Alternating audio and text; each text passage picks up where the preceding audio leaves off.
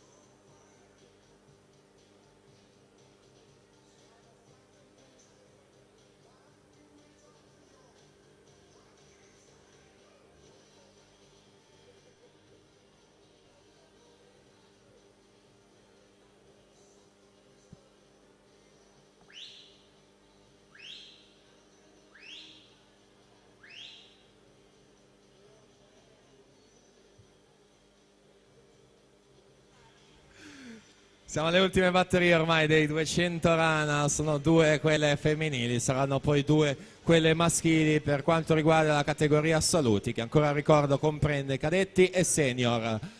Credo che possiamo darvi anche finalisti junior maschi, tutto dovrebbe essere confermato, dunque Alessandro Gabelli, Tobia Svaldi, Daniel Zammattio, Edoardo Marconato, Lorenzo Coan, Simone Buttazzi, Alessandro Visentin, Vittorio Marchetti Rossi, ultimo tempo 2:35:49.